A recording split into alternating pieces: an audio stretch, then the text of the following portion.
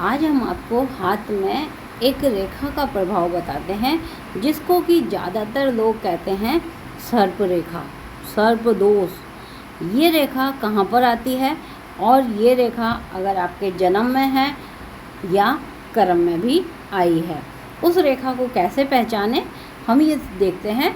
तो ये रेखा जो होती है वो कहीं पर भी आ जाती है। यह एक 39 वर्षीय महिला का हाथ है।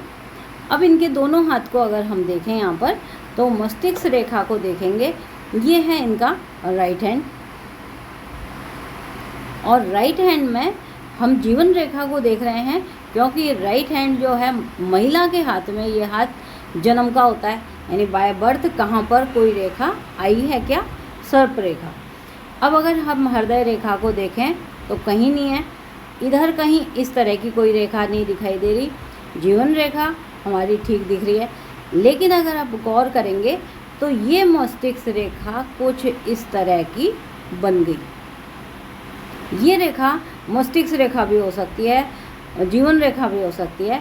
तो यहाँ पर इसको गौर से अगर आप देखेंगे, इसको वापस हम आपको दिखाने का प्रयास करते हैं। ये मस्तिष्क रेखा जो माँ की होती है, मस्तिष्क रेखा, वो एक ये इस तरह से ये आई, यहाँ से ये गहरी रूप से यूँ उतरी और आगे जा कर के ये मुंह के रूप में बंद हो गई। ये रेखा कहलाती है सर्प रेखा। अब ये जन्म का हाथ है, ये दोष जो आ रहा है वो माता के इधर से आ रहा है। हम कर्म वाले हाथ में देखेंगे कि क्या ये दोष हमारे कर्म में भी आया। अब मस्तिष्क रेखा माँ की है, तो माँ से संबंधित आपको परेशानी आएगी। माँ से संपत्ति मिले तो भी आएगी, माँ बनने में भी आएगी। ये कहाँ आएगी? अगर आपका कर्म भी इसी तरह का हो गया तो यहाँ पर आप देखें तो इस जगह पर आप देखें, क्योंकि ये हमारा बचपन होता है। स्टार्टिंग में आपको एक इस तरह का निशान दिखाई दे रहा है। ये निशान फिश का कहलाता है, यानी जीवन रेखा से जुड़ने वाला फिश का निशान।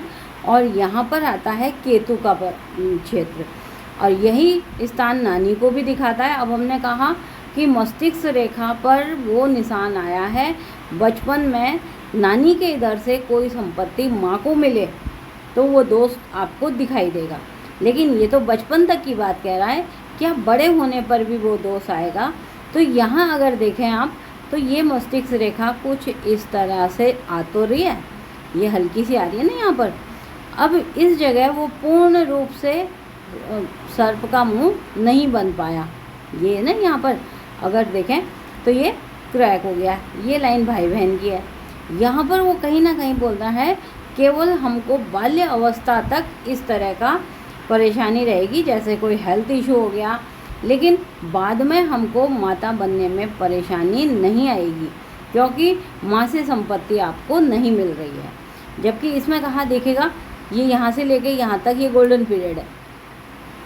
ये इसके नीचे अगर वो यो लाइन आ जाती तो वो पितृ प्रभाव आता या पितृ दोष आता, या माँ की तरफ से जो सर्प प्रभाव था वो आता, और वो संपत्ति आपको हानि देती।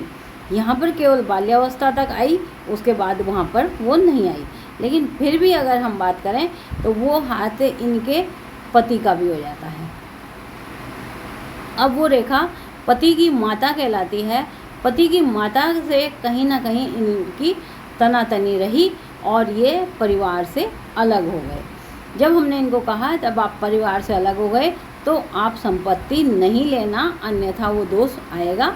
ये एग्री थे, हमने नहीं ली और इनको यहाँ पर कोई हानि नहीं आई। इस तरह अगर आपके जन्म में अलग साइन हो और कर्म में अलग हो जाए, इसका मतलब कि हम किसी दोष से बच निकलते हैं। आपको कोई उपाय, काल सर्प दोष का कोई उपाय करने की ज़रूरत नहीं होगी।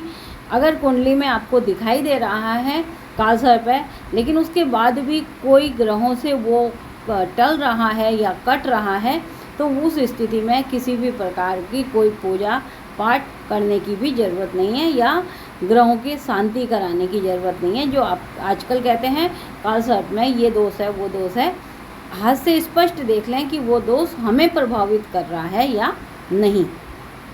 अगर आप भी अपनी कुंडली दिखाना चाहते हैं और हाथ का पूर्णतः विश्लेषण करवाना चाहते हैं तो हमारे दिए गए नंबर 9829710860 पर कांटेक्ट करके अपनी कुंडली और हाथ का गहनता से विश्लेषण करवा सकते हैं।